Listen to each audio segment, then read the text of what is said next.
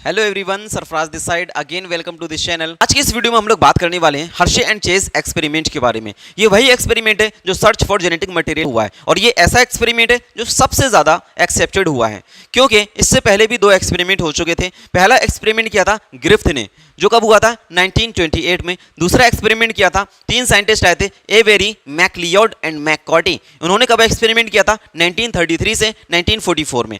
अब ये जो दो एक्सपेरिमेंट हुए थे, उन दोनों एक्सपेरिमेंट्स को ज्यादा एक्सेप्ट नहीं किया गया था, लेकिन ये जो तीसरा एक्सपेरिमेंट हुआ है सर्च फॉर जेनेटिक मटेरियल का, ये सबसे ज्यादा एक्सेप्टेड हुआ है। इसको हम लोग ट्रांसडक्शन प्रिंसिपल बोलते हैं। ट्रांसडक्शन क्या होता है? Transduction is a process by which a virus transfer their genetic material from one bacterium to another bacterium. अब वो जो वायरस है जो एक बैक्टीरिया से दूसरे बैक्टीरिया को अपना जेनेटिक मटेरियल ट्रांसफर करता है, उसका नाम है बैक्टीरियोफेज। कुछ इस तरीके से हमें स्ट्रक्चर देखने को मिलता है।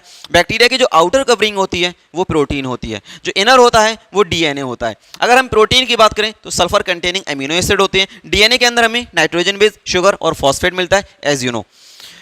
अब अगर हम बात करें यहाँ पर कि ये किस तरीके से इन्फेक्ट करेगा, जैसे ये बैक्टीरियोफेज किसी ई कोलाई के साथ, कोई भी बैक्टीरिया हम लोग मान लेते हैं, ई कोलाई का एग्जांपल लिया है, ई कोलाई के साथ अगर ये अटैच होता है तो अपना जेनेटिक मटेरियल इसमें ट्रांसफर कर देगा। जैसे इसमें ट्रांसफर करेगा, ये ई कोलाई क्या करेगा? इसका मल्टीप्लिकेशन स्टार्ट कर देगा। जब बहुत सारे बैक्टीरियोफेज यहाँ पर अंदर जेनेटिक मटेरियल बन जाएगा, तब ये रप्चर हो जाते हैं और ये बाहर आकर के बहुत सारे बैक्टीरियोफेज जो होंगे बहुत सारे बैक्टीरियाज को इन्फेक्ट करेंगे।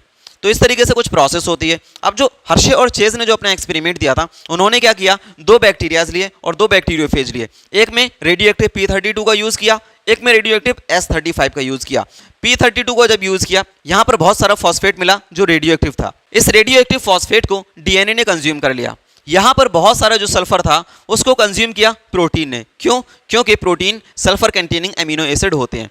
अब क्या होता है? ये जो प्रोसेस होती है तीन स्टेप में कंप्लीट होती है। फर्स्ट स्टेप होगा इन्फेक्शन। जब बैक्टीरियोफेज इसके साथ में अटैच करेगा, ये इन्फेक्ट कर दिया, इसने अपना जेनेटिक मटेरियल इसके अंदर ट्रांसफर कर दिया। दूसरा स्टेप होगा ब्लेंडिंग। ब्लेंडिंग में क्या हुआ? ये जो ट्रांसफर हुआ जेनेटिक मटेरियल, इसके अलावा बाकी का जो भी बैक्टीरियोफेज का पार्ट होता है, ब्लेंडिंग करके वो सारा का सारा सेग्रीगेट हो जाता है। थर्ड स्टेप आता है हमारा सेंट्रीफ्यूगेशन।